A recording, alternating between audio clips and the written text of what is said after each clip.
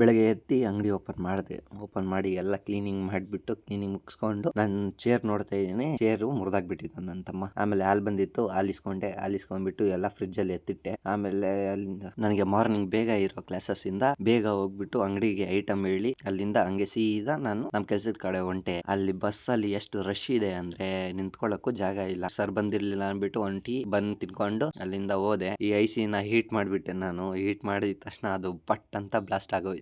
ಆಮೇಲೆ ಅದನ್ನಕ್ಕೆ ಬೇರೆ ಏನಾದ್ರು ಒಂದು ಮಾಡಿ ಇನ್ನೊಂದು ಐಸಿ ಹಾಕಿ ಅದನ್ನ ಕ್ಲೀನ್ ಆಗಿ ಕುಣಿಸ್ದೆ. ಸ್ಪೀಕರ್ ಅಲ್ಲಿ ರೆಡಿ ಮಾಡ್ತಾ ಇದ್ದಿದ್ದು. ಸ್ಪೀಕರ್ ರೆಡಿ ಮಾಡ್ತಾ ಬೋರ್ ಆಗೋಯ್ತು ಅನ್ಬಿಟ್ಟು ಕರ್ವ್ ಡಿಸ್ಪ್ಲೇ ಹೇಗ್ ಫಿಟ್ ಮಾಡೋದು, ಅದರಲ್ಲಿ ಏನೇನ್ ಪ್ರಾಬ್ಲಮ್ಸ್ ಬರುತ್ತೆ ಅದನ್ನ ನೋಡಕ್ ಬಂದೆ. ಅದು ನೋಡ್ಬಿಟ್ಟು ಕರ್ವ್ ಡಿಸ್ಪ್ಲೇ ಮೇಲೆ UV ಟೆಂಪರ್ ಹೇಗ್ ಹಾಕೋದು ಅಂತಾನು ನೋಡ್ತಾ ಇದ್ವಿ. ಅದರಲ್ಲಿ ಪ್ರತಿಯೊಂದು ಸ್ಟೆಪ್ನು ಕರೆಕ್ಟ್ ಆಗಿ ಫಾಲೋ ಮಾಡಿಲ್ಲ ಅಂದ್ರೆ ಬಟನ್ಸ್ ಡ್ಯಾಮೇಜ್ ಆಗೋ ಚಾನ್ಸಸ್ ಜಾಸ್ತಿ. ಮತ್ತೆ ಈ ಫೋನ್ ಅಲ್ಲಿ ಪದೇ ಪ್ರಾಬ್ಲಮ್ಸ್ ಬರ್ತಾ ಇತ್ತು. ಅಲ್ಲಿಂದ ಬಿಟ್ಟೆ. ನಮ್ಮ ಮನೆ ಕಡೆಗೆ ಬಂದೆ. ನಮ್ಮ ಫ್ರೆಂಡ್ ಸಿಗ್ದ, ಅವನ್ನ ಮಾತಾಡ್ಸ್ಕೊಂಡು ಮನೆಗೆ ಬಂದೆ.